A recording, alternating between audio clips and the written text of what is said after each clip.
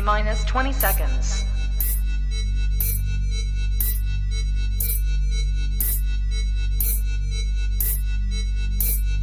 10, 9, 8, 7, 6, 5, 4, 3, 2, 1, 0. Hello, hello, ladies and gentlemen. Welcome to Manufacture 3D Print and Paint. Today, something that has almost nothing to do with 3D printers, but still very cool. We're joined by Nigel from George's Gaming Guide. For those of you who know what George's Gaming Guide is, shame on you. Shame. That is my good friend Nigel and his son, where they spend a lot of time building Legos. That gives me headaches because super complicated. I still don't know how you built the Titanic. No, it's a fantastic build. Reverb. Oh, hold on. Have we got echo from somewhere? It's probably me. Hold on. Let me try turning that down a little bit. There we go. Has that stopped it? Right. Let's have a look and see who we have. We've got Mr. Lawson. Hello, Paul. Hello, Mr. German. Hello, Carl. Mike is lurking about in the comments today. He is not on camera because he has diseases. The audio's gone. Oh, that's worse. 1 second. Just let me check my... Well, I can still hear you, James. You can still hear me, yeah? Yeah. Okay, that's weird. That was something important falling off the side. All right, let's try that again. Okay, right. So, just to be clear, can everyone hear me? There's a delay on this, so no one will know. Yep, can hear. Perfect. All right, fine. Okay, so we had a video a little while ago of us trying to retrofit a laser onto a Precautions Mark III. It went, I think, objectively poorly. That's a fair comment. It was terrible. It didn't really work. And I now have the words OPT lasers burned into my Precautions bed. To be fair, not necessarily the laser's fault. I didn't recalibrate my Z height, which I didn't know you had to do. And there's a couple other things I didn't know how to do as well. So there will be another video on that coming. But today, we have the Atomstack A5 Pro. I want to be very clear that when I engaged with Atomstack initially, it's a reseller that gave us this machine. It's worth noting that that the opinions expressed in this are our own. No money exchanged hands. This is just that they gave us the machine to review, and we are doing that. I originally wanted to get their 3D printer. So their 3D printer is the Atomstack Cambrian Pro and the Cambrian Max. They look super cool. I really, really like them. Have they given you a discount code for us to buy? No, they haven't. It's a good idea next time, Cole, and I shall definitely bring it up with them. But no, they have not. To be fair, this is not a fantastically expensive machine. So if you go to the description of this video, the links for the reseller for Amazon are on there. They're actually an American-based reseller. So I will very quickly pull up so I make sure I get my numbers right on how much they are currently selling this for. This is available on Amazon.com as well. That's the A5. This is the A5 Pro. So that must be the second link. I think the difference between the A5 and the A5 Pro is just the wattage on. Yeah, there we go. Oh, it's currently unavailable. Great. What an amazing start. Hooray! So anyway, so this laser. So the reason Nigel's on here is because, Nigel, you have a very expensive, I might add, CO2 laser, don't you? Yeah. Which has got a big big tube thing on the back, and it's a proper laser. Yeah, don't get down to use it often at the moment, but yes, I've. So this claims to be an electrical wattage of 40 watts with an effective wattage of 5.5. Okay. I don't know what that means. So I know that it is very comparable to there is a Congro laser and there is another one whose name I can't remember, that looks fairly similar to this. But they're fairly similar, and I think the modules are the same. The claims with this, let me just pull up my little fact sheet. So first of all, so here's something that I don't like that they put on the website. They put new eye protection. That means you do not have to wear glasses. That sounds dangerous. So I will be wearing glasses. I don't really know, to the best of my knowledge, I don't know any laser that's even industrial grade ones that actually say you can use them without wearing protective glasses. So that doesn't sound like a great start. Apparently this is a 0.23 squared laser focus. I don't really know what that means. It has an ultrafine compression laser, and it can saying here it can easily cut 12 millimeter thick wood and black acrylic. That's good. Which that's probably more than my laser. See, and your laser's huge, right? Yeah. Your laser is like, so I mean, like, so the size of this desk, this side, your laser is easily over a meter wide, at least half a meter deep, and about half a meter tall. It's a big machine. It's got a big, delicate vacuum tube thingy thing that goes in the back. So Carl's just saying, what about white acrylic? So, and correct me if I'm wrong here, but the way that because of the way that acrylic refracts the laser, I'm assuming you could cut black acrylic easier than you could cut clear or white acrylic. Would that not be right? Yeah, it makes sense. I've not tried that actually. Because surely the white acrylic would diffract light in a different way to the way black acrylic would. Yeah. But anyway, right. The engraving size that this will do. So, where are we? So the engraving size on this. Pardon? I think Matt's probably right.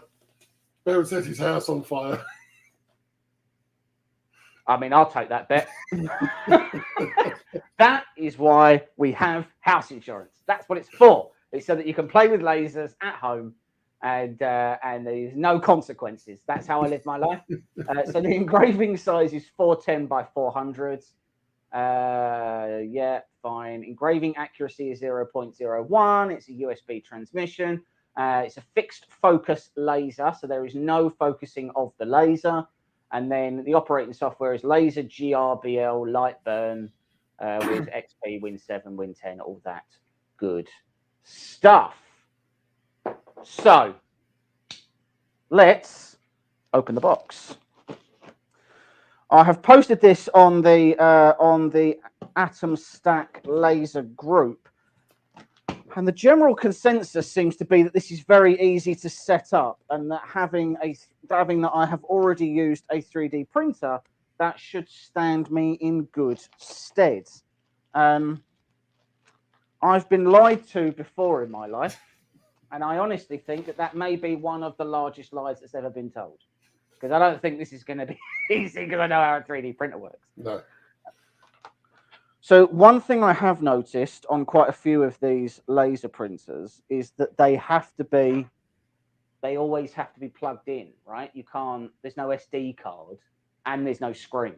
So you can't take an SD card, put on a laser. Hi, Jerry. You can't take an SD card, put it on the laser, and then the laser goes off and does what it needs to do. You have to leave it in, and you have to leave it plugged in. Now, this is the length of cable that they give you, which means this is how far you need to be away from your printer at any one time. So I have, I hope, a slightly longer cable. Not much longer. Okay, right. Well, I'm going to use the longer cable because I think that will make my life slightly easier, but I've been wrong before. So put that in there for the moment. Leave that there. Right, let's go to picture in picture. Look at that. Fine. Right. a very nice looking instruction manual with the wrong laser on the front, but I'm assuming they're both fundamentally the same. Good start. Well, so there's the A5 and the A5 Pro, and I think the only difference is the power of the laser. I don't think there's any other differences. I don't think there's any other differences between the two.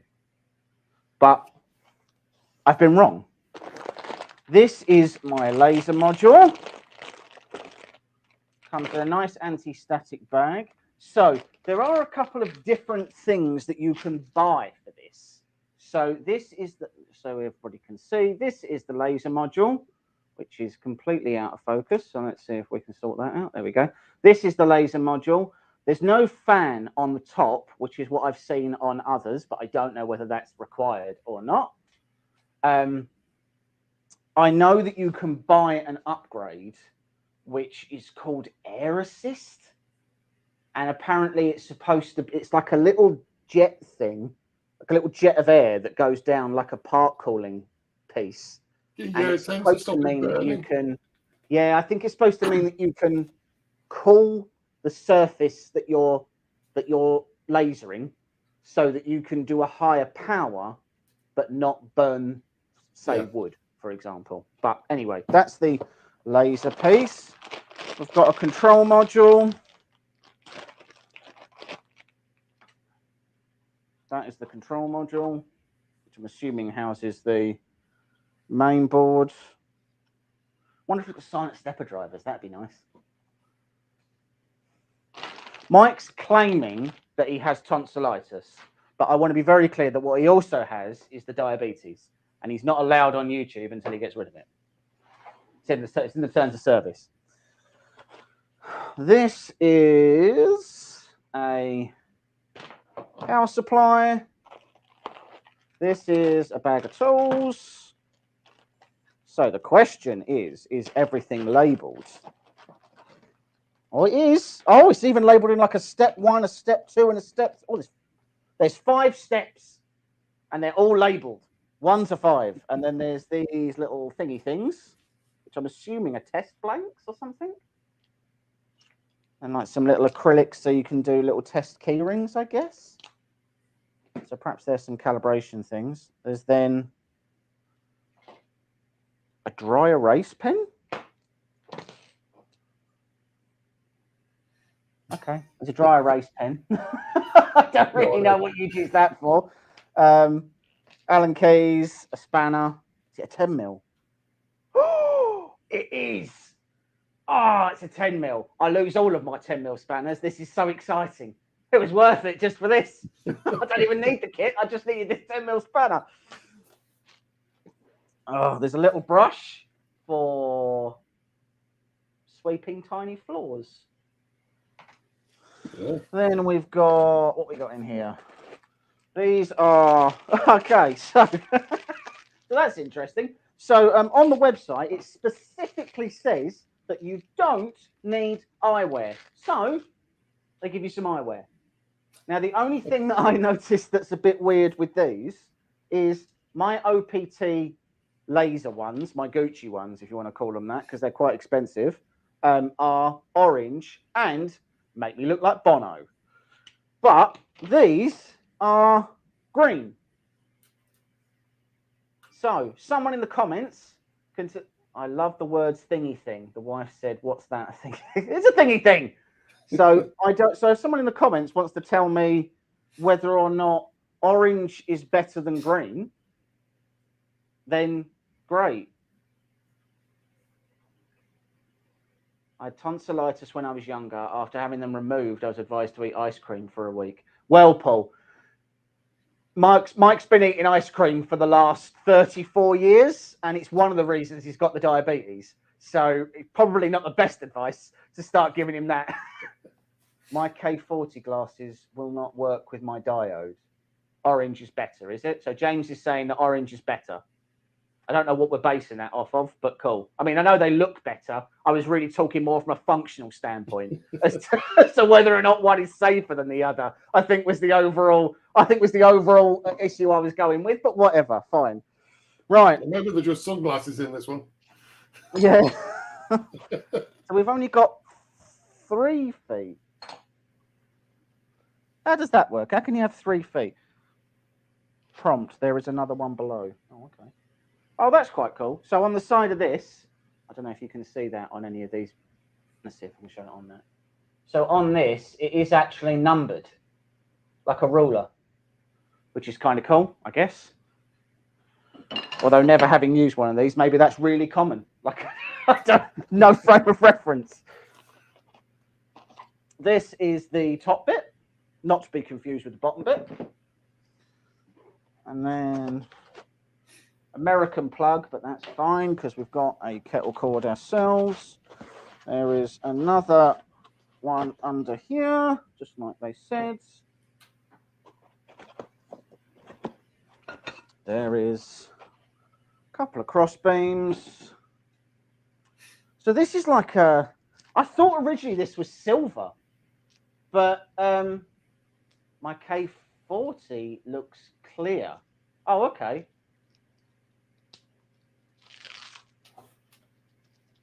Sorry, what do you mean? What, your glasses look clear, you mean?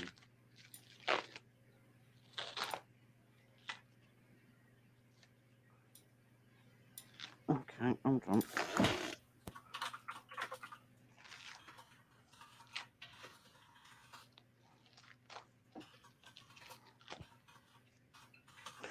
Okay, I've got those. Any more for any more? No, nothing else there, nothing else there. All of that's there, all of that's out. Nothing underneath. Right, cool. Yeet! So, I wonder why we've only got 3 legs. Like, that's what, oh, unless this is a leg. Oh, that makes sense. Okay, the control box is a leg. Right, God help me, we're going to bust out the instruction manual for this because I've been here before thinking that I've got what it takes to to do this completely unaided, and it's never been true. So this is, okay, so I do like these instructions. So 4th foot is on the main board. Yep, sure, I said it. So instructions, step 1, step 2. Step 1 is bag 1. Step 2 is bag 2. Like, that's pretty good. I like that. All right. So step 1, we take this. We take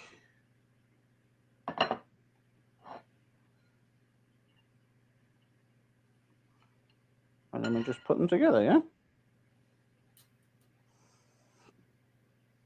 4 large profiles.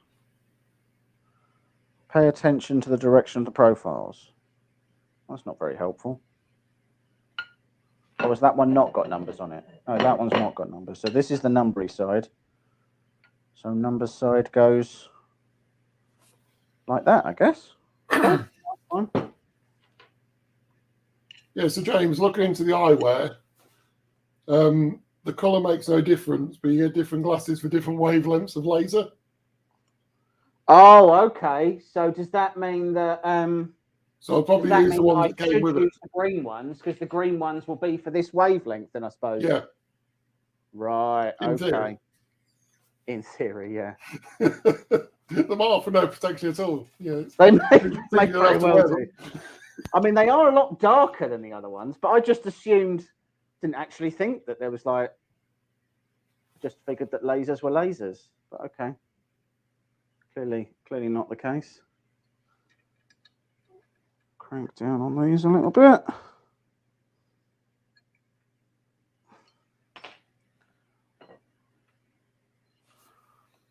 Get your plastic off. There we go. It's actually a really unusual colour, isn't it? It's quite nice, though. It's like an anodized purple. I thought it was silver, but it isn't. It's like almost like an anodized light purple. Learn something new every day. If it was like that, every day's a school day, Cole.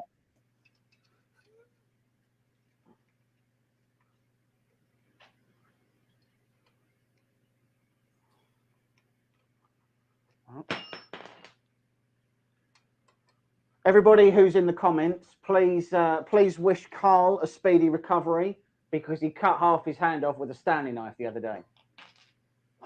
Ouch. And then once you've wished him a speedy recovery, please kindly berate him for incorrectly using a Stanley knife.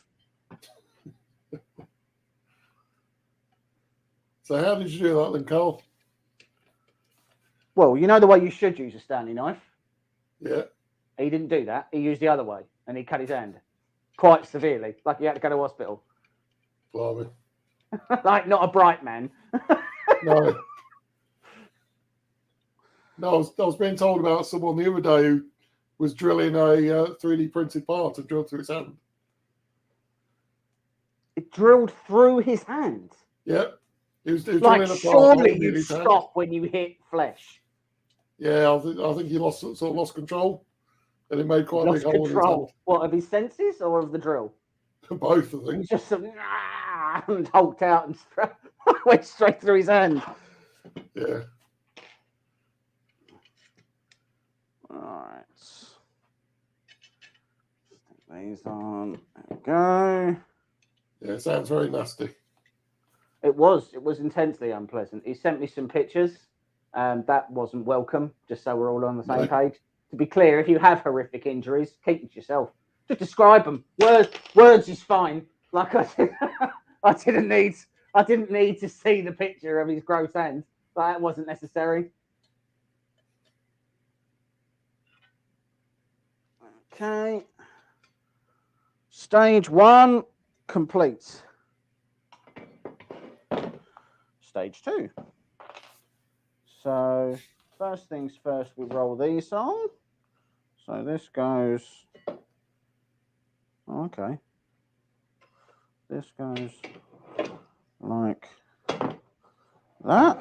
And then we put the feet on. Do we? Bag 2. So James, is this the laser you showed me the link for before? No, that was the Sculpt Fun instructions stated stop when it hit. So I forgot the way it ends. Yeah, pretty much. So no, the one that we were talking about before was the Sculpt Fun S9. Right. Sculpt Fun declined to send us a printer, to send us one.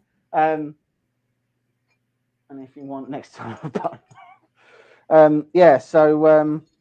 So Sculpt Fun refused to send us one of their machines. So as a result, we're doing this one instead.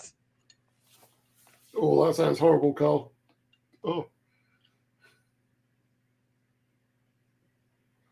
I didn't notice until I hit my bone. Like, what do you even mean? Oh, that's horrendous. That's an awful thing, isn't it? I didn't notice until I hit the bone. Oh, no. It doesn't bear thinking about that. No thanks.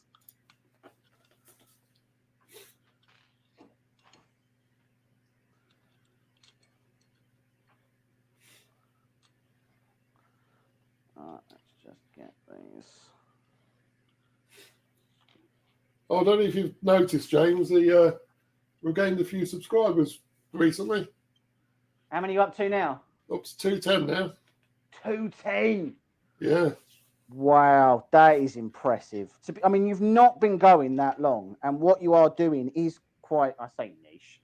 I mean, I'm sure the Lego community is quite considerably larger than the 3D printing one. Yeah. But yeah, that's amazing.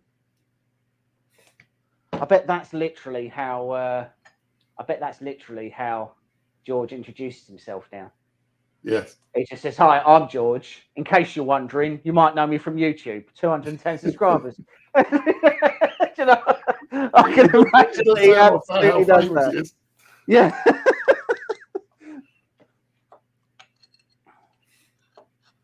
Well, once George becomes famous, you can then quit your job and you can just be his manager full time.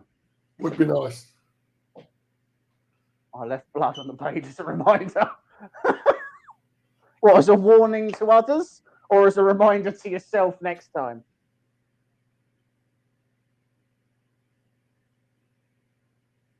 Thanks, Carl. In case you didn't know, I'm famous. I can imagine George doing that as well. That is hard won though. That is hard won. George has put so much effort and time into his channel, and I mean the amount of stuff that you guys are building and the complexity of it as well. Yeah. Like it's just heads and shoulders above what I expected the channel to be.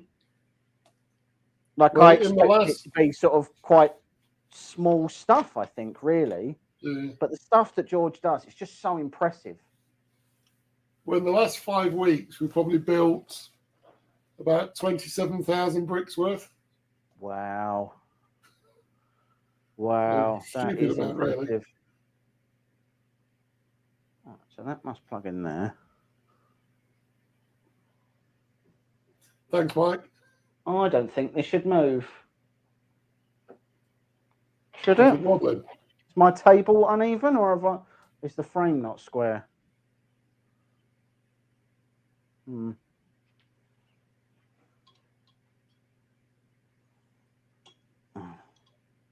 there's no adjustments on those legs at all? Well, I'm trying to figure out whether or not it's the way that I've done these up, which is possible. Like if I was guessing what was going to have happened, I'm guessing it's me. I just feel like, I mean, if the frame isn't square, then everything's not going to sit properly, is it? So no. It needs to be right. There we go. Yeah, we can really see that, Carl. His confidence since he started the channel is amazing.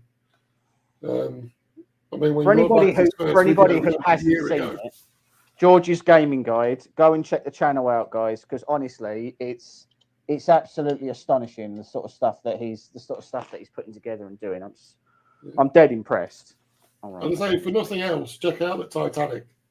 Yeah, that is just pretty epic. Phenomenal.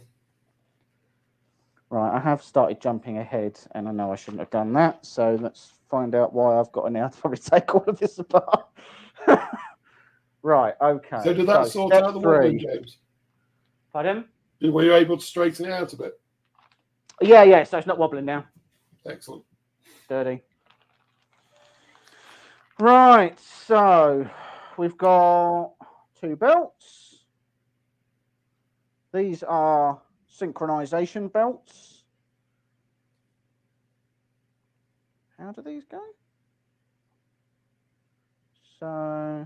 Thanks, James. What? Oh. Oh, sorry. You're talking to me. I was like, sorry. Yeah, I should have thought about that. So. Excellent. What?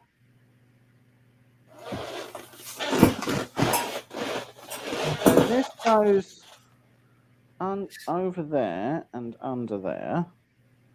I understand that part clear enough. No. At the inside reverse wire, I had to take the whole side apart after I cut the belt off. Flip on the rails the wrong way. Have I done that? No, probably not. Have I? How do you know? I don't think I've done that, Sean. So let's pretend that I haven't, and then we'll just move on if I have. I love the confidence. Yeah. All right. I don't think I've done that thing that I found out about 6 seconds ago. I'm pretty confident I haven't done that. It's fine. All right. This belt goes under here, like this. Right, so I get that they go like that, but what I don't get is how you're supposed to... Oh, okay, and then you just... Well, that's quite clever if that's the case. So what, you just go... That goes in the end. Nope. No, it doesn't. So that goes... There we go, in the end like that. Which then You screw down with the right Allen key, which isn't that one.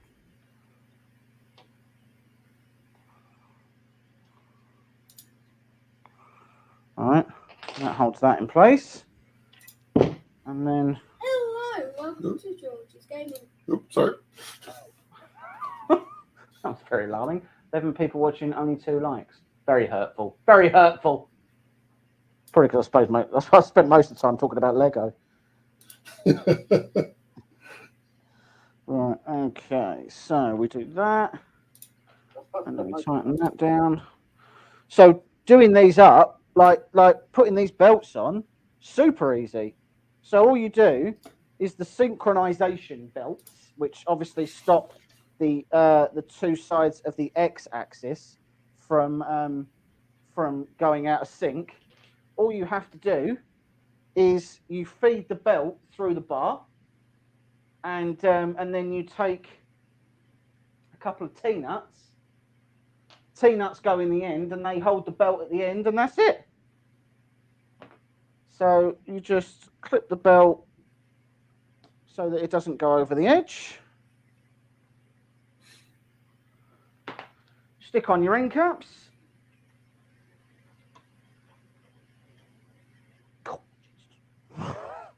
End caps are difficult to get on. Yeah, I think you're right, Paul. And James will something and then watch the likes jump. Right. I don't always drop it's not every show that I drop something all the time. There has been an occasion, I'll admit, where I have dropped a couple of things.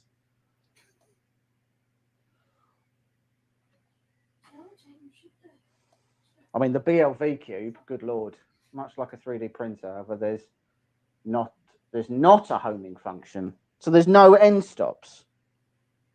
That's interesting. So how does it know where it is? Or do you have to just manually put it where it is, I suppose? Maybe that's what you've got to do. Guess we'll find out in stage 4. Or stage, whatever the next stage is after this.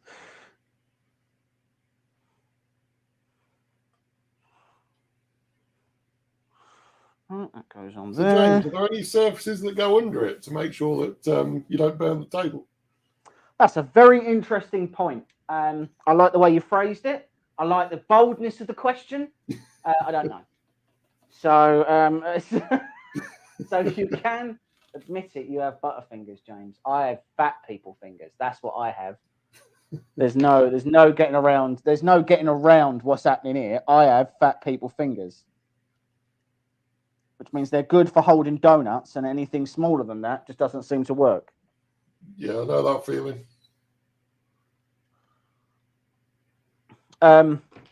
Yeah, so you can buy an extra, which is like, so you know that honeycomb thing? You've got set the laser at 0x and 0y and then power on. So you do manually move it. Oh, okay, fair enough.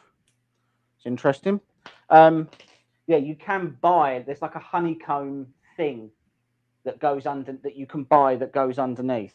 Right. I don't have one of those, but when's that ever stopped me doing anything?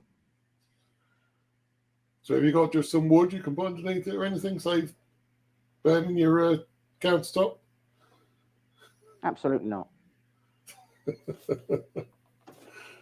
Yeah, I've got some. I've got a large piece of MDF that I'm gonna stick underneath it as like a sort of, I guess like a bed, I suppose, depending on how you want to see it. Right, synchronization belts activated. So now moves. Cool. Right. Step 4. Open pack number 4. Step 4 is attaching the laser guard to the laser. So they clip in there and they clip in there. They really made this seem like it was a revolutionary kind of guard. It is 3 pieces. like if you read it on the website, it's like Nobody will ever think of what we've done with this. Like, this is going to blow your mind what we've done. What we've done is this small piece of plastic. Brace yourselves. Right, so that's a question. Then how do you know? So that's got to be the back, which means this has got to be the front, which means this is how this screws on. Yeah, so whatever you do, don't walk around the back of the laser while you're using it then. Well, yeah. That whole, oh, you don't need, do you have an affiliate link? I don't have an affiliate link, James. They only have, oh God, it feels super loose. Yeah, it feels super loose. Okay. So if you have a look in the video description, there are the Amazon store links. There are, if I remember rightly, they are currently only US store links.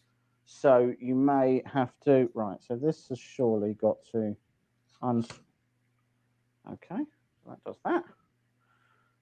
Yeah, so you may have to find, this was sent to us by a reseller, not by Atomstack themselves. So you can buy direct from Atomstack, and you can buy from the Amazon store.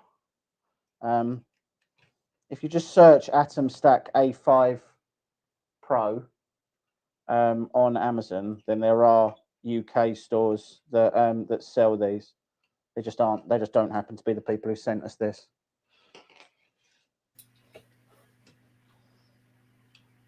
So it can't be that simple, surely. That plugs into there. And then step 5. Oh.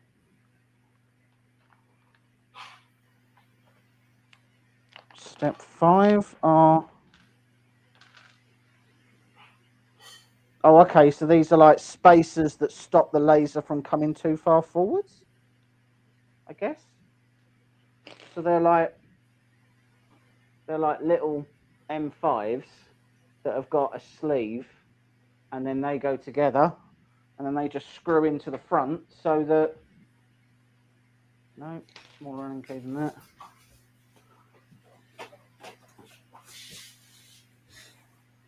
So that stops the laser, that stops the tool head from moving too far forwards, I guess. Or perhaps that's how you know where Y0 is. Feels like a really simple machine. Like, I thought lasers were well more complicated. Hi, SPC. Sorry, I didn't see you there. How much is the laser? Not as expensive as you would expect, Matt.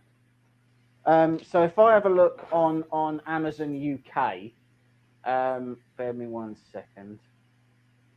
So, Atomstack A5 Pro. The A5 Pro, which is the 40 watt, is $399 at the moment, and the A5, which is the 30 watt, is $299.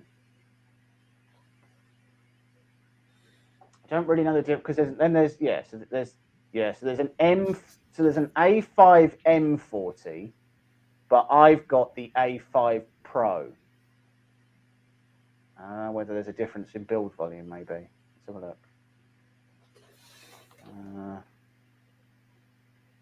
Package dimensions, size.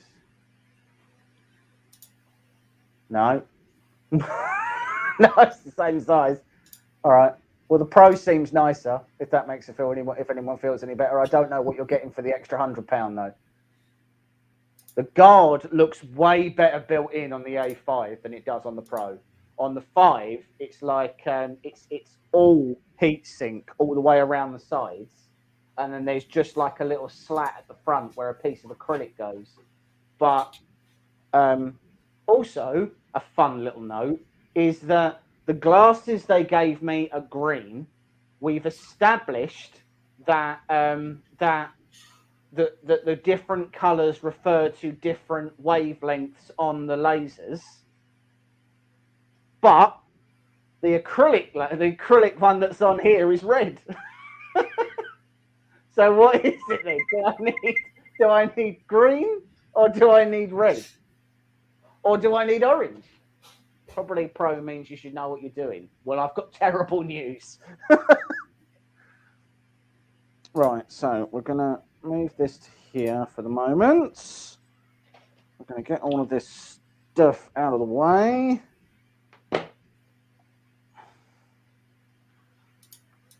Oh, and the other thing that we need to do as well is we need to make sure that this doesn't wobble.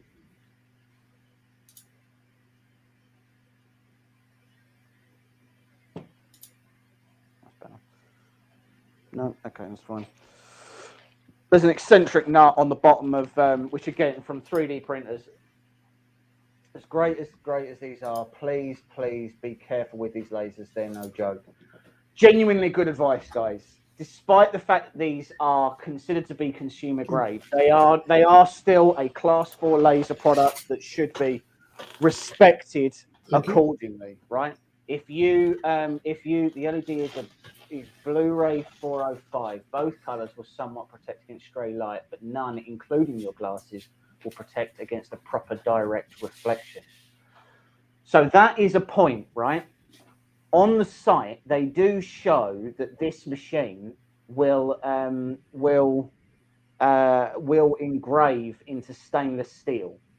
However, on all of them, they have masked that stainless steel with like a black paint that they can then etch afterwards, and they clean it off. I assume that's what this dry white pen is for, which I'm going to go out on a limb and say is nowhere near good enough to do what you should be doing. I feel like you should be getting, what is it? Like, you know, the stuff you use to wrap cars, like that heat shrink stuff that you could put over it and then you could etch that off. I would bet that something like that would be good. I really don't know which glasses I should be wearing. Okay, I'm going to wear these ones. It marks the steel, not really engraving it. I don't know what the difference is. If it's marked the steel, does that not mean it's engraved? I think when that black thing that goes on, it actually effectively burns that. So it adheres it to the surface. It will burn the black off, right? It burns the black paint off, or the black ink, or whatever it is, the black cover.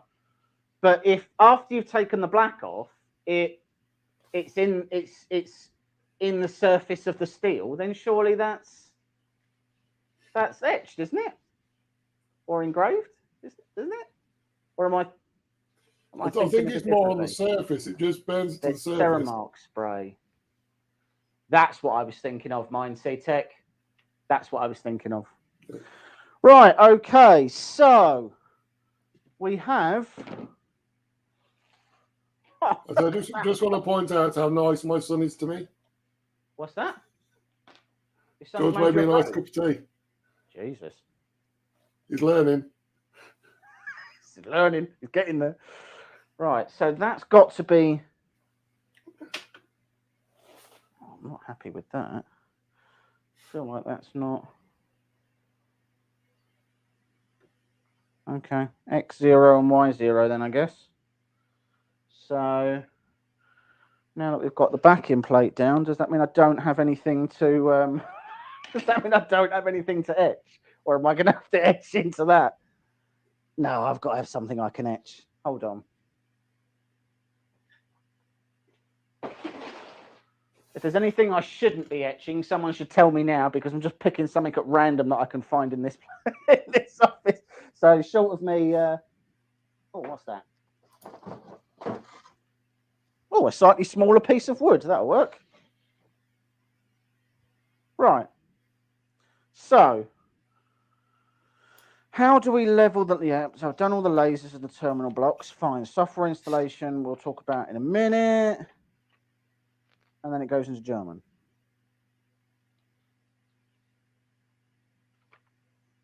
So, how do you know this is at the right height? Do you literally just be sure to set the laser height to your material?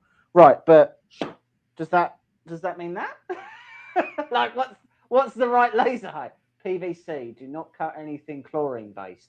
That's a solid point. Yeah, because that will make chlorine gas. Matt German, I am German. Probably not the best comment to have put right after chlorine gas. That feels a bit. That's a bit on the nose. So is there adjustment to the height of the laser then? Well, I mean, the way you adjust the height is there's 2 thumb screws on the back, and then this bit comes up and down. So, because on mine it's about 12 mil. But I say there's no spacer in the box. well, I mean, there's these things. There's like this clear bit of acrylic. There's these wooden things which kind of all look about the same size, and then there's little plastic tabs. What do you reckon? That could be the spacer, couldn't it? It just doesn't say. That's all. No, that looks too big. It looks too big. Yeah. Does it? I said the space is normally about 12 mil. Oh, on mine it's 12 mil. I assume it's similar. That's quite a lot, isn't it? Well, I mean, bear in mind that my laser does have like the laser doesn't come to the edge of this coloured block. Right. The height adjustment is focusing it to your sharpest point at the top of your object. You wish to. It needs to be. Oh, so it needs to be on. Okay, fine. Well, that answers that question. It's a good point, actually. If these are testers, then should I? No, I'm going to test it on this. Right. Don't even know why I started that sentence. I'm not using those. Right. We plug that in there. We get the power cord. We put the glasses on. We put the glasses on. We plug this in. And then we... Oh.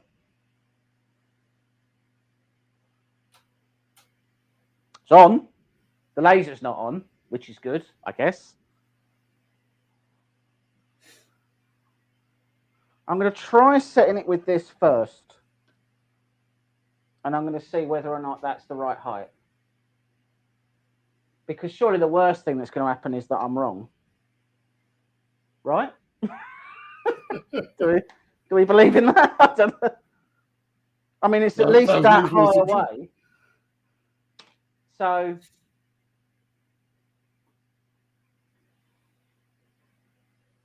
Or do you literally have to like turn it on, and then once it's on, then you have to sort of manually. Oh, we'll find out.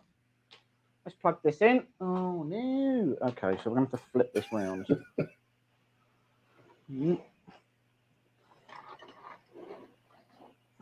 Use the black card, Bobby.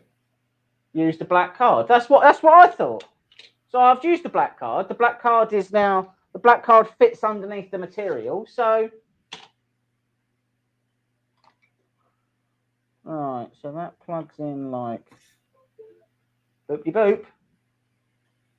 I just checked for the height whenever you're wrong. Yep. Okay, cool. Right, well, we'll use the black card. So I have light burn. So let's open up that. Oh, my desktop is weird with these glasses on.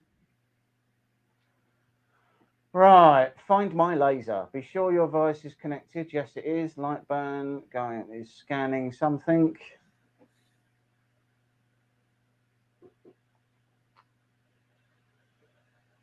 It's found it. Add device. What would you like to call it? Atom. Oh, that's not how you spell Atomstack. Christ alive. Atomstack. 410 by 400. Next. What is the origin of your laser? Front, left. Auto home your laser on startup? No, because we don't have an auto home. Here's your, okay, fine, finish. Okay. Oh, okay. I think we've done it. So I've got a couple of things that I got from... I downloaded these from Vecteezy. I don't know if that's good or not. So I suppose my question is how do we get it imported? Do we go to downloads? Nope. So I've got a JPEG or an EPS. Edit. Also, the software I use, if you bring the JPEG in, Import. it'll convert it to dots. Downloads. Oh, it's got to be a JPEG. All right, fine. Pull the deer head in. Deer head, open. Oh, it's giant.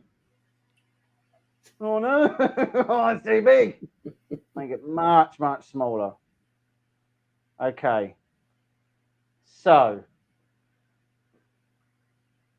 should I be sharing my screen so that people can see what I'm doing?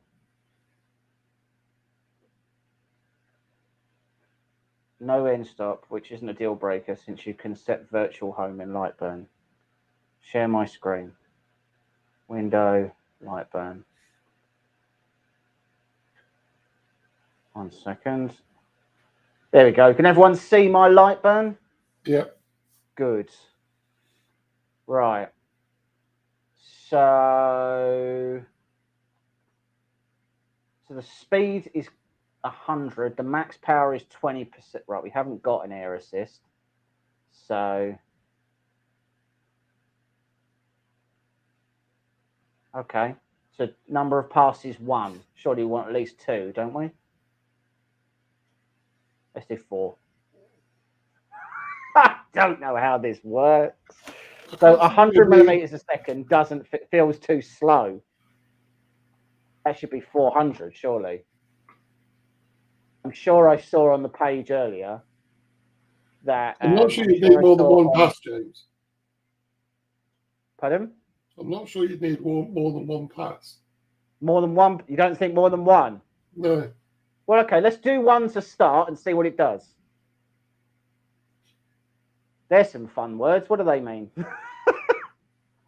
like what do they? Like, what could they possibly mean? Threshold ordered, Atkinson, Dither, Stuckey, Jarvis, newsprint. Sounds like a weird offshore weather report.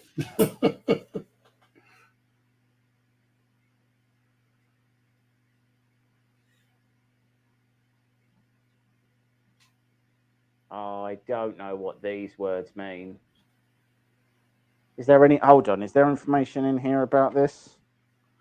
There you go. It says underneath it, James. Where's got the shade at the bottom? Dithering. Slightly faster than Jarvis. Well, that doesn't help. that's not helpful. Right. Threshold. Simple black and white. Used for outlines or images of dithered outside of Lightburn. I don't know what that word dithered means. I mean, I know what dithering is, but that's what my wife does before we go out in the morning. Yeah, so basically if you've converted it into dots, so it's the density of the dots. Which I haven't done. Which you haven't done. Right, well, I'm going to go to 40% power on the laser. No, I'm not. I'm going to keep it at 20. Right, okay. I'm pressing the go button and we're going to see what it does. Do you reckon this is going to go well? Let's see if anyone in the comments declines. Pew pew. Do you have a fire extinguisher ready or sand water bucket to put it in if it gets the flame? Now, that's a very alarming thing that you should say to me in the middle of this. Power at 45, speed at 1800. That sounds like a trap. Okay, the question is, do you want an outline or do you want to fill it in? I just want the outline, probably. So if we zoom in here, hold on. If we zoom in, that's what it should look like when it's done. Do we feel good about doing that? It's not big. I don't think that's going to make a difference. Let's find out. Press start.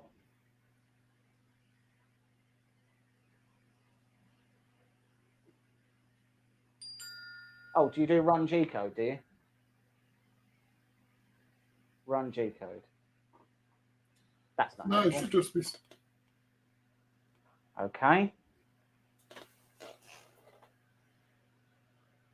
Optimize cut path. Start. Oh, there was a problem sending data to the laser. It may be busy. Oh, okay. Maybe it's already doing the first one. Well, what could it be waiting for, though? Still got to warm up, has it? No. There's a red light on it now, but no laser. All right, well, let's give it a minute.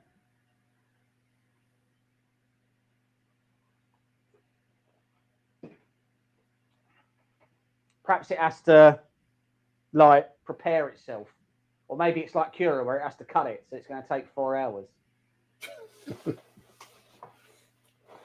No, I would have thought it had started by now. Maybe it's charging a capacitor. Now, you see, I don't even know if that's true or if you're making like a weird reference to Back to the Future. I've got no context for that comment.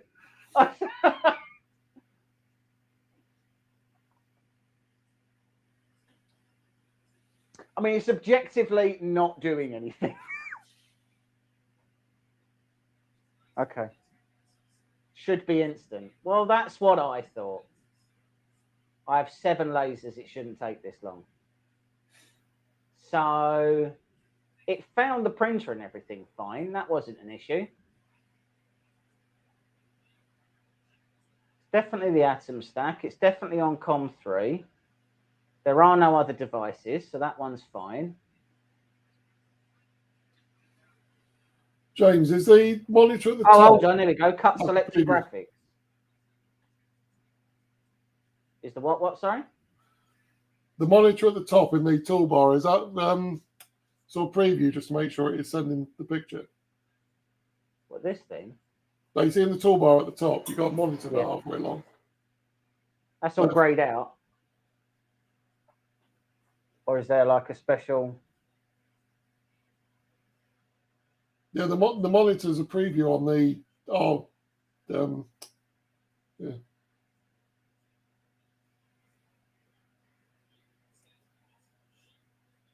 That's apparently what it's going to do. Which doesn't look right, does it? Well, that's probably the movement. Oh, okay. Oh, okay. Yeah, that's the moves. Okay, so that is what it's going to do. So at least know it's got the right settings on it. So let's stop that. Let's turn the laser off. And then back on. So is there a way that we can like issue commands to it to see whether or not it will move?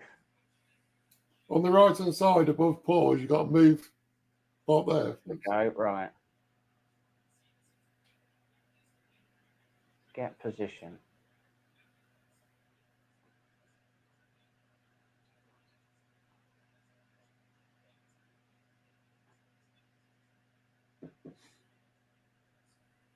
Definitely the right one. Well done, that's a COM5. You're showing COM3 at the bottom right. It's the what? When that came up, didn't it say COM5? Did it? I'm sure it did when you found that.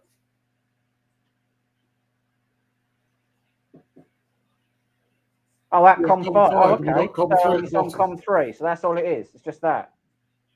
Okay.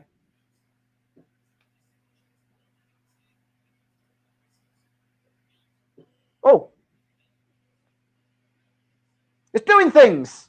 Excellent.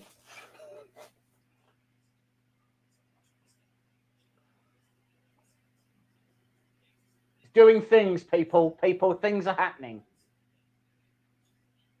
Comport, I said it earlier. Did you? Well, I Sorry, was. mind tech, we missed that one. Keep your hands under it until it starts tingling. See, and these sort of comments don't help. That's when you burn your eyes out and it doesn't work and you go screwing around. Thanks, Mr. Maker.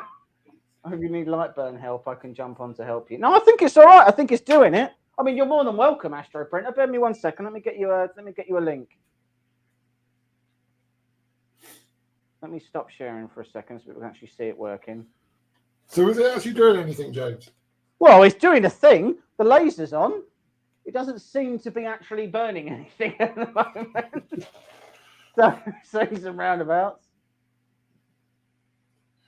It may be with that power, you're going too fast. It could be, or it could be that the laser's not up high enough because the laser's up at the laser's up quite high. Sorry, the laser's only at 20%. I say when I'm doing the pictures, I tend to have about 200, 250. So I think 400 is just too much.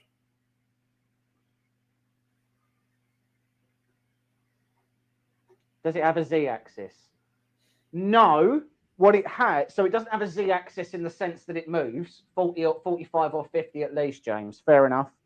Yeah, it's not doing anything. I'm going to stop it, and I'm going to change the laser button amount. I'm going to change that up to 45. Oh, the speed's gone to 2400. That doesn't sound right. Someone said 1800 earlier, so we'll do that. Okay, let's see what it does. Do you want to share your screen again, James? The what? The what? Do you want to share your Lightburn screen again? Oh, Lightburn screen. Oh, sorry, Yeah. right, yeah. So, it's making smelly noises. It's making smelly smells now. So this is the Lightburn. I put it at 45 and I put it up to 1800 because before it was only at 200. Oh, it's doing it. It's doing a thing. It's doing a thing, people. Oh, it's doing it. It's doing it. It's happening. It's working. Good job I got glasses on because there's no card this side. Oh, there he is. Hello. Hey, James. How are How you? are you? Hello. Good. So settings I've put in: 45% on the laser power, 1800 on the millimeter, on 1800 on the speed. Because Is that a someone said 5 watt? earlier. Is it a 5 watt or a 10 watt?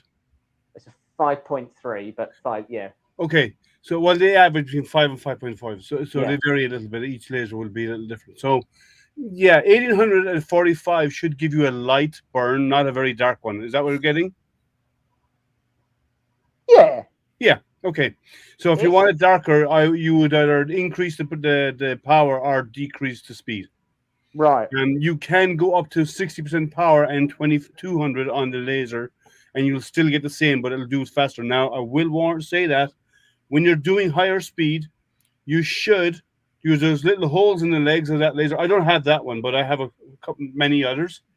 And there's often little holes in the legs where you can actually bolt it to a board, so that when it's moving at high speed, there's no chance of the sudden stopping, shifting the whole frame around. Right. Okay. So if you want to go high speed, you should bolt it down to your tabletop or to a board in some way. Well, and then so put your there piece on the are. board.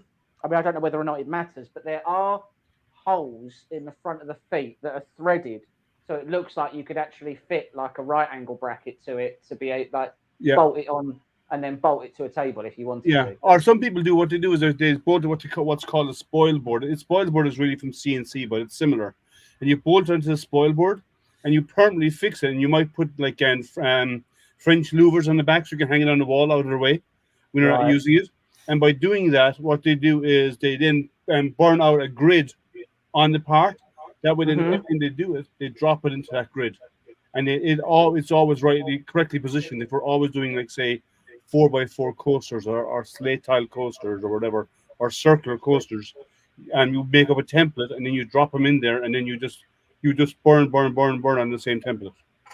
So here's a question then. Surely this wouldn't be affected by orientation. So you could mount this on a wall, couldn't you? You could. Problem is holding your part in place, first of all. Yeah, And secondly, the moment the motors disengage, it's going to flop. So it's better level. It performs better because it's running on belts. Belts don't like those belts are not super high-end belts, and they don't like pulling weight vertically. Right. Okay. So the least resistance you have, the better. General MDF isn't the best to cut. The glue, when it gives off formaldehyde fumes. Yes, it does. Do not inhale. This is an MDF. So MDF is what's underneath, which I was using to protect my table. That's fine. What's on the top is actually chipboard, which I suspect is worse. Yeah, well, well, chipboard's got a lot of glue in it too. You'd be better off using like plywood, or solid woods are better. And it does well with leather. It does really well with acrylic. It can engrave acrylic. You have to color it, so you have to put a paint over the acrylic, paint it, and wash it off. Water, like a kid's paint for water washing paint.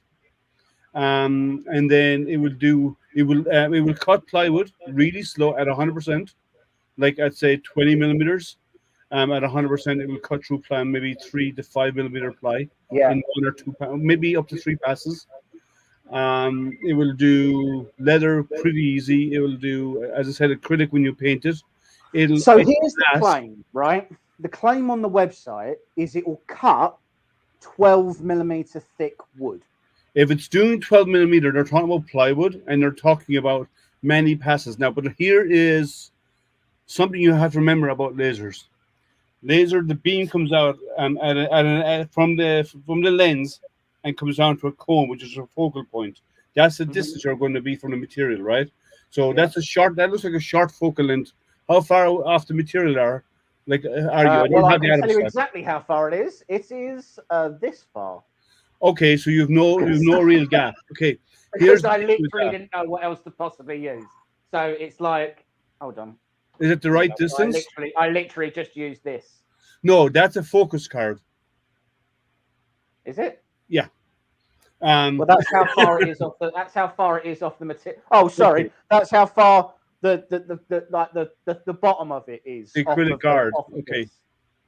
So the question I have for you, like, what is the focal distance of that, or like, did they give you a focus aid? Well, it's a fixed focus thing, and it just like it Like, just yeah. there's like an acrylic guard that goes around the front. Yeah. And that lines up to the bottom of this back plate, and then you undo these two thumb screws. I just stuck this underneath it so that between the material and the bottom of this plate is whatever thickness this is. Did it not give you a focus? And now it's working. Okay. Did it not give you a little focus adapter of some form? A focus No, it says it's spacer? fixed focus. So it says No. That's what I mean. By fixed okay. focus, it means the laser focus cannot be changed by adjusting a lens. Right. But what I mean is, there's normally a focus spacer from the either the aluminum frame that holds the laser or the acrylic pieces at the bottom, and that spacer gets you to the right focal distance from the material. Well, I mean, I think it's this. Okay, I don't know. I don't know. I don't have the Atomstack. As I said, I have many others. I just don't have Atomstack. Because I mean, the thing is they give you like 3 bits of wood, which I'm assuming are meant to be testers. That's plywood, yeah. And they give you like 3 bits of black acrylic that I assume you're supposed to use. Yeah, it's the black card. So this black card, you put it down flat between the material and the base of the machine, and I guess that means that it is as far away from the thing as it's meant to then be. I don't know. All right. Well, if they say that it can cut through 12mm, I question that, and here's why. Well, I mean, again, I don't. It's where does it say? Well, the reason why I question that is a laser has got a focal point, and if that black card is your spacer, then anything below the laser is coming to focus at that point, touching your material. Yeah. So anything beyond that, what's happening is a laser beam passes through becomes focus, less and less effective. and the beam widens out because it's triangular, right? Like an hourglass. So it comes in to focus and then widens after that. So after that, its burning power greatly decreases. So what you normally do, like if you have a longer focal laser, like I have some, you do a few passes with the focus at the top of the material, maybe, and then you drop the laser down 2mm or so, and now you move the focal point deeper into the material, and then you do a couple of passes with that, and then you drop it again and do a few passes with that, and eventually it works its way through the material. Now with 3mm, it's no problem; it'll do it in 1 or 2 passes. With 5, it takes a bit more, and with 12mm, 12mm foam, yes, probably, Mr. Maker. But so again, I'm only going by what it says on the website. It's on the website. Ultrafine compression laser can easily cut, it claims as well, 12mm thick wood and black acrylic, and it will directly engrave smooth stainless steel metal and ceramics. Okay, smooth stainless steel metal. What it's going to do is it's going to be, it will etch. It won't even etch it. It will just color change the surface. It will not engrave metal. To engrave metal, you either need a fiber laser or a DPSS laser. Right. A DPSS is dipole compressed solid state diode laser. Right. All right.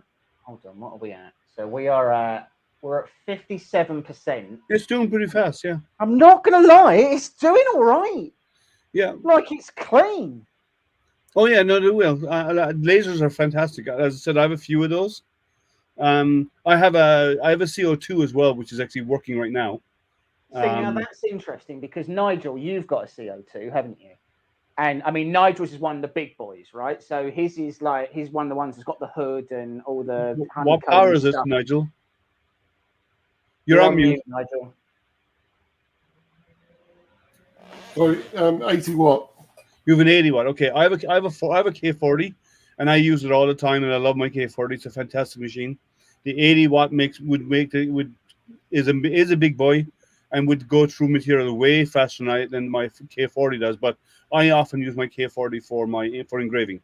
But it's a different beast, right? Compared to the diodes. A diode is plug it in, set it on a table, put whatever you want underneath it, and just go, right? A CO2 laser, you need to have water cooling, you need to have extraction system. Well, you need to have extraction with that anyway as well. With the diode, you should, but with this, yeah, you should have. Well, the good news is that I'm currently using it directly underneath a fire alarm, which is terrible. Well, the amount of smoke it gives off is small unless you're doing a cut. But even though it's not giving off a lot of smoke, depending on the material you're cutting, that's going to not be good for you. If you can smell it, it's bad for you. Just the rule of thumb is if you can smell it, and I know that I love the smell of wood being burnt by the laser. It's not the moment you smell it, you're inhaling the fumes, and it's not good for you.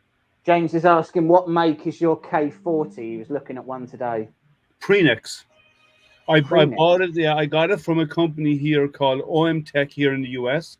I went through them because if I buy through OM Tech, they give you a year's warranty with it. If you buy it off any other places or after manufacturers, you don't get warranty.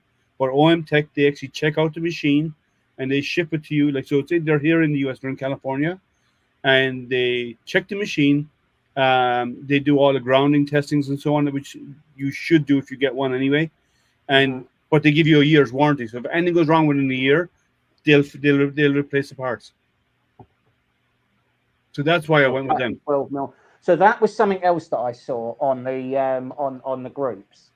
A lot of people were saying that it's way better to do more passes than it is to have the laser at 100%.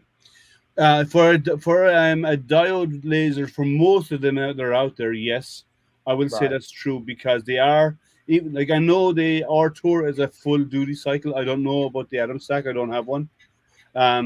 But the R-Tour can run at 100% longer, but others may not be full duty cycle laser diodes, and because they're not full duty cycle, you should keep them at 80% or less. You can run them at 100, but not on a continuous basis because the laser head is a consumable. It goes back in the CO2 that your tube is a consumable. Right. Nigel, how many hours have you used your CO2 one for? Quite a few, I would have said. Quite a few, so not as much as I'd like, to be honest. I suppose the thing is you never know that it needs replacing until it breaks. So no, that's not like it, is it? Well, the other thing about CO2s is the tubes can leak over time, they age, and after a year or two, they can actually go bad. So you might get lucky. You could have one for 3 years and it'd be fantastic. Then you could have one for 6 months and the gas could leak out of it, and you'd have to replace it. I mean, your one's have to keep using them as well. 2 years, isn't it? Sorry? Nigel's one's been at the shop for at least 2 years, I think, hasn't it? Yeah, well, easily. Yeah, so you might get lucky. As I said, like mine is over a year and a half, and I use it all the time. But I never run it at a high percentage because running it at a high percentage kills the tube, and running it at without a cooling system will kill the tube. So mine seems it's water cooled and it's a bit bigger in the about UK. 10%. Sorry, Nigel, go on. I say it is water cooled. I generally run it about 10%. Yeah, well, I run mine less than 20% for a K40. I've now sporadically I'd run it higher, but generally I'd keep it around 20. Like right now, I'm using it at 13% at 260 millimeters a minute, right? Or a second, sorry, 260 seconds. And I'm engraving a little. Somebody asked me to make them little Santa boards because they want to give it to their family members with their kids' names in it. You know what a Santa board is? No, I've not seen the Santa board. Okay, It's something we just made up for. It's made up for kids. I'll just show you one. Let me bring one in.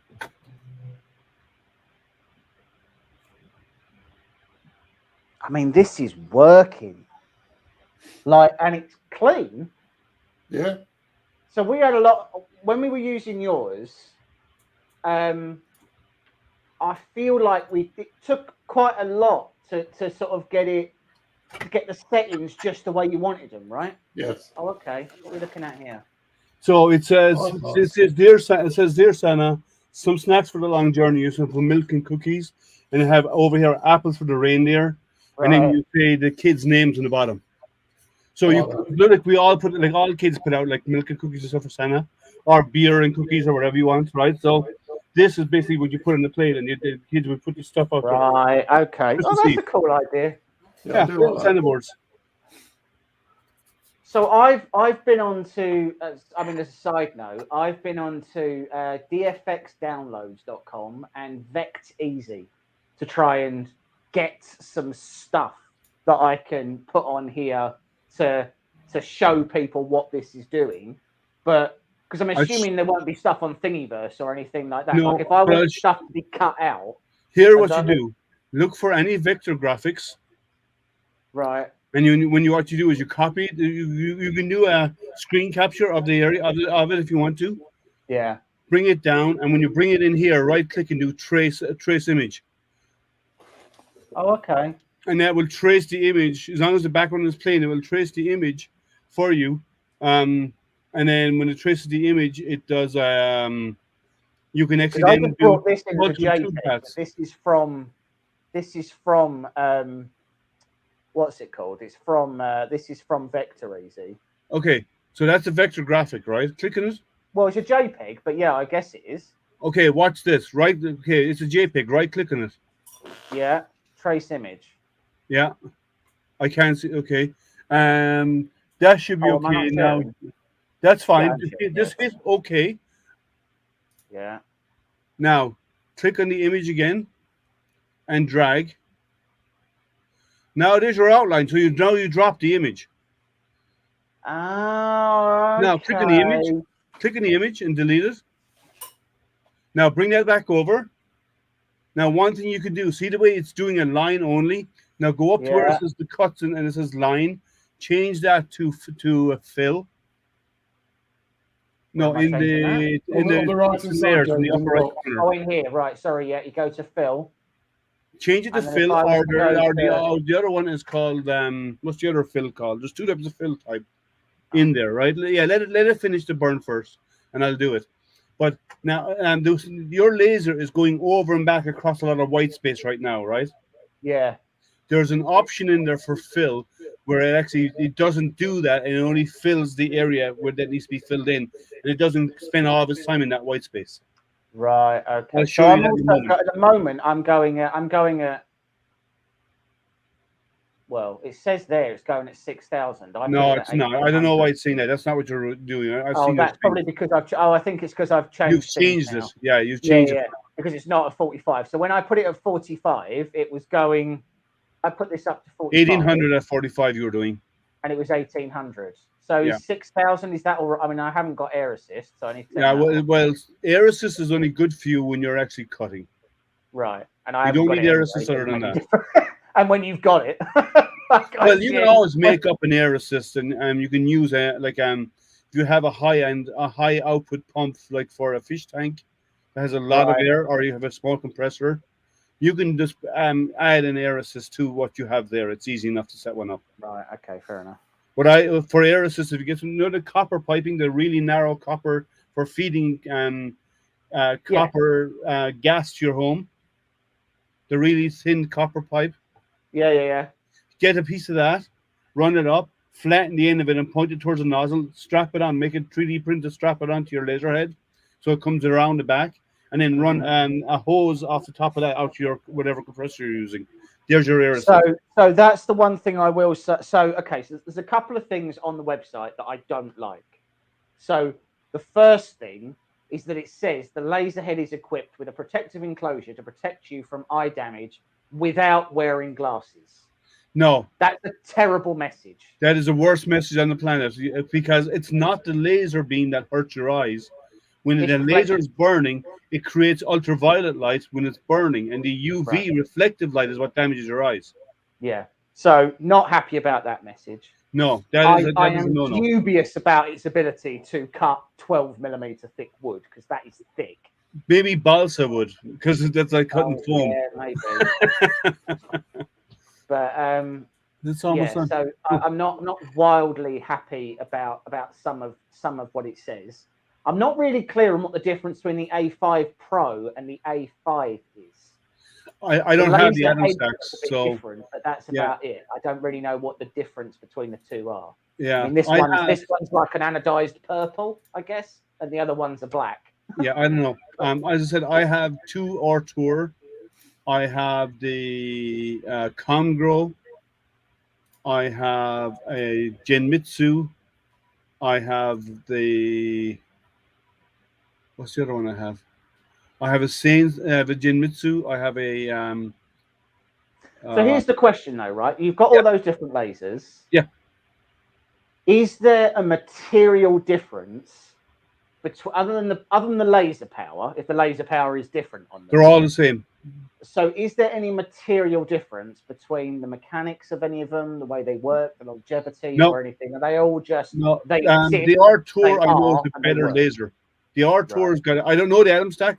I know the Artur is a full duty cycle laser, which means it can Right. be on for continuously. Right, it's designed for that. Now the others, some of the others are not. I know for sure. The Artur comes with options like the recent Artur that I got has the option for an air assist on the laser on the head, so you can Mhm. actually cut with an air assist. It's actually got Well, an now for air apparently assist. they sell one for this, but I haven't You seen. no, you can't use air assist for that. Oh, It's really? too short a focal length. You have to make an external air assist is what you have to do Right. Okay. because the focal length is too short for the air assist to work. Right. Okay. And So I know had a you look can at the buy website. a I've rotary confirmed the focal thingy. length.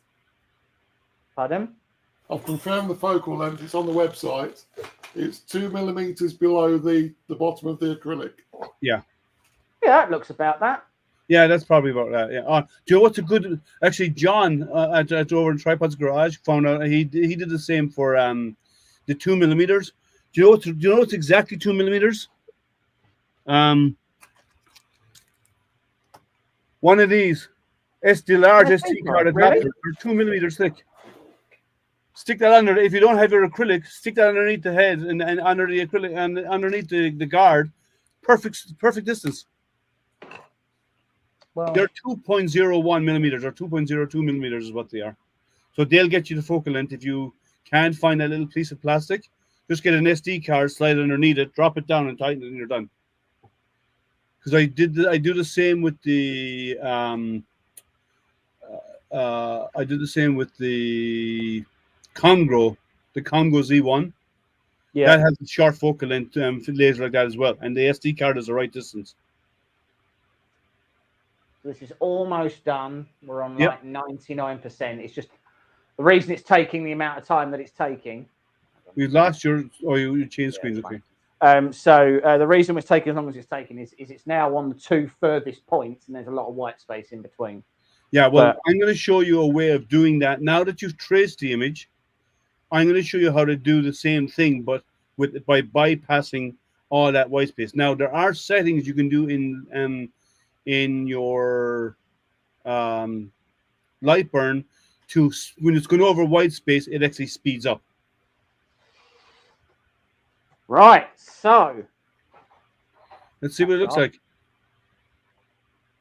That looks clean. That's good. oh, don't worry, I'll wait that way.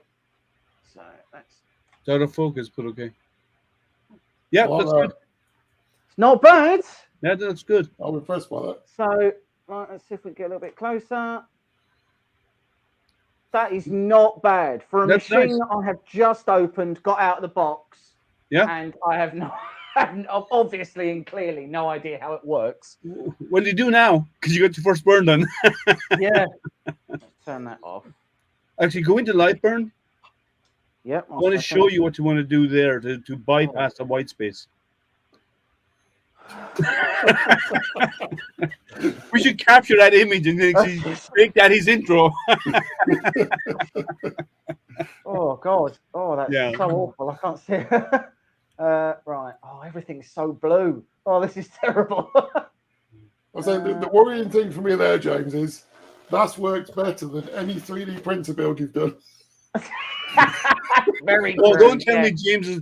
Well, I've seen some of James's builds, but don't tell me James is like tripod with everything failing or going on fire, is it? I want to be clear. I have broken so much stuff live on this. Like, Okay, click on Right, the image so- again. so hold on. Select the image first. Select. I'll select change the image it. first. Yeah, and then go up to Select the image where it first, says fill. Drop down the arrow beside fill. In the cuts and fills, Alright, yeah. up there. Drop the arrow down. Yep. I don't see the menu. Don't you? No, we can't see the menus, James. We can just see what You're choose. sharing the really? app. You're sharing the app, not the window, and not the screen. That's why. So, Oh, what are the okay. options there? I'm trying to remember what the options are. 1 second. Let's just share my screen. Yeah. Let's just, there we go, entire screen. Yeah, fine. Yeah, when you Right, share okay. an app, it doesn't show the pop-ups. There you go. Right. Okay. There we go. So you can see Okay, that. Yeah? offset fill. Click on offset fill. Offset fill. Yeah, and you can change that to 18. You can do the same settings, 1800 at 45, 45. or you So can just go to up. be clear, You can so go up to 60%. 1800 is about right, is it? Well, you can go higher. You can set it to 60% and go to 2100. Do that then. 60 at 21, Right. and then OK. Right. So and then okay. Yeah. Okay, what? So what we're do not you have changing here? any of this stuff. No, we're all at one pass and line intervals and all That's that stuff. fine. I wanted to change a few settings for you. Okay. Go on. So go into edit, top menu, edit, go to settings. In here, 1 second now. Let me see beginner mode. Don't fill rendering, reduce motion. They're okay. That's fine. I just want to look at the settings here. Snap to grid. That'd be file settings instead. Or No, that's okay. No, cancel that. That's fine. Go back Okay. into edit, device settings. Stop there for a second.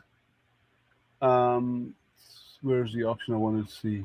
enable laser fire button. Oh, yes, I want a yes, fire yes, button. yes. Turn that on. Turn it on. That's the one I want. And hit OK. Okay. Now that's an option here. Now before you do anything else as well, see the minimum power? It's set to 20%. Set that to 1%. Where's that? It's under cuts and layers, and the minimum power it says 20. Set that to 1. Down more. Down. Oh, Over. right. Yeah. Minimum power should be down to 1. Yeah. Now, the reason why I'm doing that, watch this, and once you've done that, right, hold down the shift button and click the square frame button, and watch your laser will come on. No. Hit frame down below. Oh, hold on. I've got to plug the thing back in if we're doing that. Oh, that would help. Oh, I disconnected it. I wanted to be able to take my glasses off. Hello, IT crowd. Did you try to turn it on and off again? Right. So first of all, let's. I love that show. Right, okay. No, Right, this so is we're now- only going to fire at 1%. At 1%, it won't even light up. It won't even burn anything. Hold down the shift button, and then Yeah. no, not that frame, the other frame. Click frame Square while frame. holding shift. Tell me if the laser comes on and it goes around the part. Okay. Yeah. So that now that way, then you can see it's at 1%, so it's not firing and doing anything bad. And what Oh, the is laser's not on. Sorry, no, I don't think. Hold on. No, the laser's not on when it's doing that. It just goes round to the big. It just goes round to the square. come on? Let me open my light burn 1 second. But it No, it doesn't. should have come on when you did that. 1 second. Let me open up my light burn. Because but the offset fill, what it does, the offset fill is it bypasses all the empty space and only fills this part in. Does that have end stops? It does not. Oh, okay. So you're setting everything at absolute controls then. Okay. Yeah, I know. Yeah, in-subs make life easier. So right, so we're at 60% power, 2100 offset fill. Yeah, So that should be good. optimized cut path is on. Don't have to do that, and you don't even have the one above that on either. No, and then cut selected graphics. No, you don't even yeah. have to have that on. Right, okay, fine. So if I start this now, we think this is going to be a lot faster, do we? Yeah, because it'll skip all the white spaces. Hit go. Did you put your wood back on? That was What happened? upsetting. It ran into itself, did it? It ran into itself? I think because I hadn't You hadn't moved it over? I'd moved it over from when it did like the frame thing, so it Thought it was at one spot and it wasn't, yeah. Well, it's definitely smoking a lot more than it was before. But it's moving faster. It's moving a lot faster. And is it skipping the white spaces? If you like.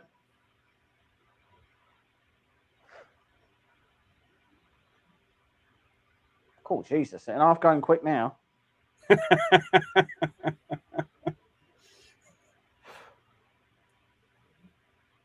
I'm going to stop that because it is like smoking way more and it is definitely going to set off my smoke alarm. Okay. So, well, let me show you. Let me show you what you can do with a diode. A good one. Let me bring in one of my samples. But it's just as clean, to be fair. Let me just turn this off. Hold on. But, oh no, I probably wouldn't go to 60 if I was doing this again. I'd probably keep, like at 40, it's really clean at 40. I'd maybe even go to 35. A few more minutes, Georgia. So, if with a really clean, with a diode laser, you can do this. That's nice. That's nice. And if you look at the edges, see the way they're dark along the very edge? Yeah. Because what you do is you do the fill first, which fills all these areas in. Right. And then you do a line, because when you trace the outline, it actually knows the perimeter around the items. And then you do a line afterwards, and the line afterwards just goes around the edge and burns the pattern on the shape of the item, give you a nice crisp edge. Right. So you can do stuff like that. Yeah, that is cool. That's my son's school logo. Oh, okay. Teaching goodness, discipline, and knowledge. Okay. Yeah, he's at a Catholic school here, so fair enough. So, I mean, can't deny that it works. That's what it works well. Yeah, I love diodes. As I said, I have a couple of them, and I love them. I have a CO2, and I love my CO2 as well. My CO2 is probably busier because I can do stuff way faster. The thing I see a diode can do that a CO2 can't. A diode has what's called PWM, pulse width modulation on the diode. That means as it moves, it can vary the intensity of the beam. A CO2 laser cannot do PWM. It's either on at a percentage or it's off. That's all it can do. Okay. So before you do if you're going to do an image with a diode or with a CO2 laser, you have to rasterize the image. So basically turn it into a series of dots. And then you tell it to burn that because it's going to turn on and off the laser to burn the dots.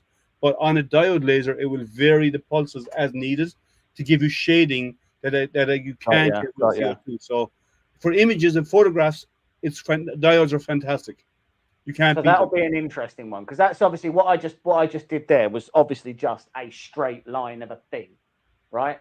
Yeah. So that cool, but not really what I'm probably going to end up using it for. So, for example, I would really like to have a go at doing our logo. But there's a lot of different gradients and colors and everything else. And I just don't know how something like that will come out. No, you can do grayscale. So one of the options that you have there is grayscale. Right. Grayscale gives you a lot more variation. That's where PWM really kicks in. And it'll actually vary the intensity of the laser as it goes. Matt's asking if I'm going to send it to him now. No, I'm absolutely not going to do that, Matt. Hey, did you hear? Did you hear? Is that Matt German? Did you hear? Jeez. Matt was on the stream and he didn't win something. Good lord.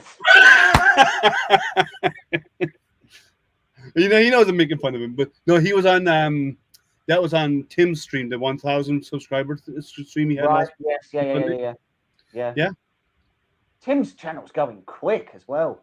Well, the rat rig build was a huge draw, and like the rat rig was fantastic, and But he was great. Sam as well. Like Sam's channel's gone fantastically. I thought originally he was going to be a little bit too niche because obviously he's sort of focuses really heavily on the droids. Not that that's really niche, you know, Star Wars. I don't Yeah, the niche is cool. niche. But yeah, when he did his rat rig builds, I was really, really impressed with the rat rig build that he did. And it looks fantastic. It looks fantastic. I don't know. I don't think I'm going to do a rat rig.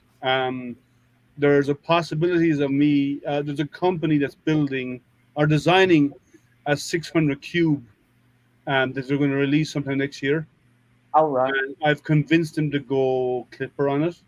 Right. And they're actually thinking of making it an IDEX. Oh, okay. A 600 cube IDEX. That's cool. Going to be a beast of a machine. Yeah, that'd be cool. Because just being able to, but surely, can you make an IDEX that's true Core XY? Well, I've suggested the idea to them because you can if you stack the belts. You're going to make 2-bit layers, and they're running on rails anyway. And you stack the belts, so they're 2 separate rails, but they're. And then you have to do, and then you just put 2. You'd have 2 sets of rails, and one is going to be mounted low on the print head. One's going to be mounted higher on the second print head. So they're stacked one on top of each other. Would that work? Why not?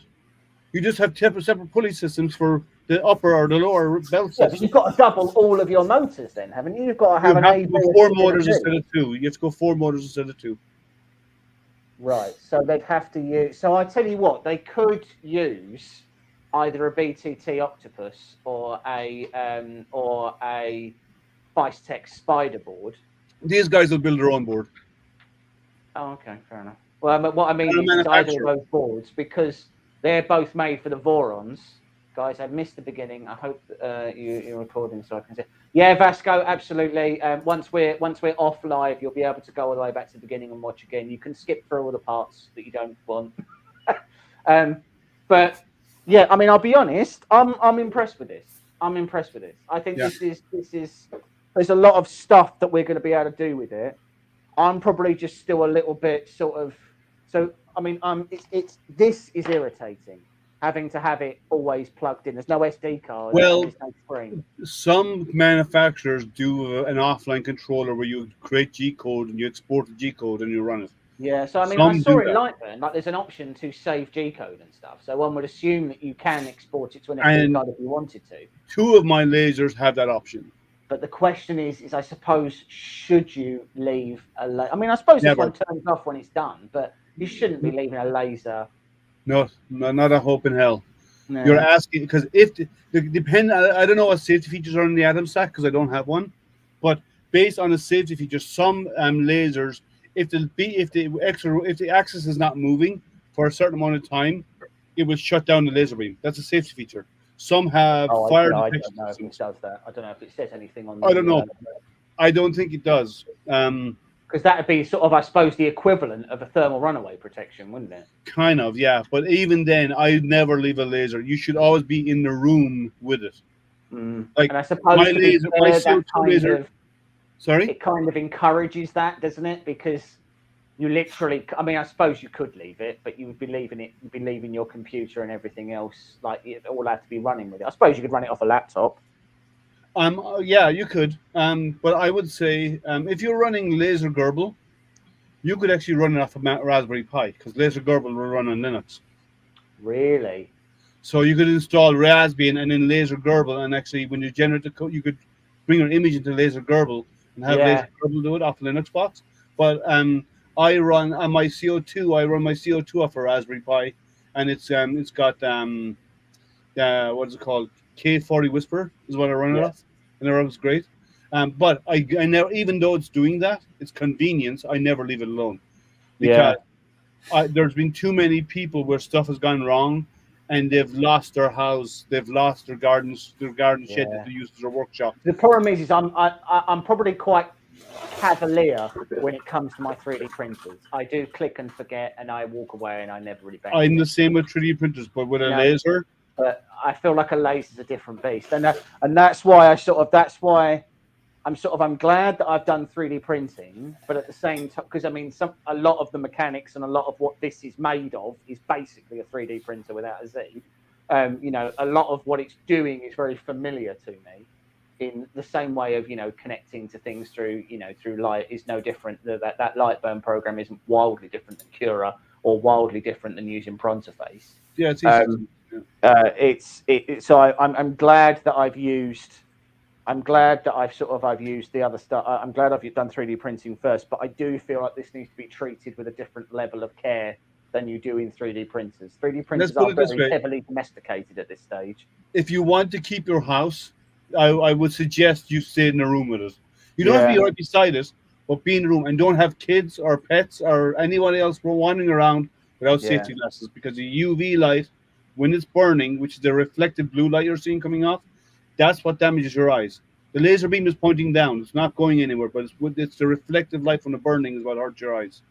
Hey, Stephen. My wife has an X-Tool D1. I've no idea what that is. The X2 D1 is also a diode laser. The X2 are they're a I've seen those weird ones that are on like a little tripod.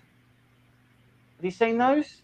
I've seen them. I don't know any of the companies. I can't remember. I can't remember off the top of my head. I can't remember who they are. Could you wall mount it? Yeah, absolutely. You could. Well, let's put it this way. Material. You could wall mount it, but as I said, the pressure on the belts, it's not really designed for that torque. Yeah. I mean, it's interesting the way they've done these belts, actually, because the way these belts are held in place for the synchronization belts is literally a bolt. It's just a couple of T-bolts. That's all they all use. They all use T-bolts, or some of them bend them around and then they clamp them in place. Yeah. I mean, I like it. It's a nice design. You know, they have at least thought of some level of safety, right? Where, because you've got this thing on the front, at the very least, you can't stick your hand in there while it's working or anything. It is very close to the material, so you would have to literally sort of get down like that and look at the side. But yeah, I mean, I'm using these are the lasers these are the glasses that came my OPT laser. What's interesting is Nigel looked it up earlier, didn't you? And it says that the different colored glasses are for different wavelengths. The glasses they give you are green. The OPT laser ones are orange, and the guard that's on there is red. Well, green helps, or red. Red is better than green. Green works because it's about the material in the glass, actually, that blocks UV. The color is for the glare of it, but the actual material is what blocks the UV. So if the glass is made of the lenses are made of the right material, that's what blocks the UV light. Right. And they're normally PC. They're normally polycarbonate, is what they are, and glasses. I mean, so Nigel, when we were talking earlier about the guard, the reason why the guard doesn't have a back is because the back plate is actually solid and it clips into that. Right. How those that help with colorblind people like you. Well, if you don't wear the glasses, then you'll be properly blind. So wear the glasses and preserve your eyesight would probably be the best way to go with it, rather than going, I wonder if this will fix my eyes. It's not like Spider-Man. If this bites you, you don't get powers. You just go blind. So I mean, I like it. Super easy to put together. Super easy to set up. You know, as we've just seen. I mean, I was doing something inside of 25 minutes, and I was, messing about with the manual and all that stuff. I like the fact that it all comes in like labeled bags. So step 1 is bag 1, step 2 is bag 2. Well, that's really nice. So they've really put some thought into the manual and all that sort of stuff. Genuinely, I like it. It's a little bit messy with some of the cables, but they give you some. You can tie wrap it up to to tidy it up a little bit. Or you could always 3D print a cable chain for one. Yeah, which I might end up doing. But yeah, I'm gonna have a little bit of a play with this, and then I guess we'll get to a full review. Is it food safe? Yeah, sure. You can burn lasers. You can burn food if you want, as long as you don't want the food to see afterwards. The food will be blind once it's done. Like you won't see, like you'll really screw up a fish. Yeah. Tripod did hot dogs and he did steak and stuff as well. When he laser burned, Well, he so laser engraved hot dogs and steak. there's a thingy you can buy that plugs into you. I think Oh, it's a rotary. you unplug the wire and it plugs into the rolly thing. It's a rotary, yeah. Yeah, the rotaries, and you can then. So Atomstack do sell one. Other ones are available. And they're all the same. All rotors are the same. They're all the same. All they do is it's a stepper motor, and all it does is some of them have bells, some of them don't. I've made my own. I have one as well from Congro, and they're all the same. All they are is a stepper motor that spins around. All that varies is the size and what it'll hold on. Now, if you are using a rotary and you find the part is moving on it, a little trick: get rubber bands. Right, preferably wider rubber bands, heavy rubber bands. Put them around the part and around the wheels. So when the wheels turn, the band rotates with the wheels and with the part. So it actually keeps the part from moving on the wheels. Right. Okay, I get you. Just strap them around. It's easy. A little quick fix that really helps when you're doing something that's light and not sitting right. It did a crisp. Well, he X something on. No, not that one. He did a crisp. Thanks, also, Broxy. Something on the screen. Excellent. Yeah. So anyway, thanks very much for liking and subscribing for those that have. Keep an eye on the channel. We're gonna have much more. We're gonna have a bunch of videos coming out about things that we've laser engraved that are going to be almost completely useless. And then we might even try some of the cutting stuff where we can do some of those assembly things. I've seen a few of the ones on that. You can do these and sell them. Yeah. Things like that, but I saw one that was like I'm sure it was on Vecteezy, where it was like the template to cut out for like a little house thing. Oh yeah. Or there's if you Google for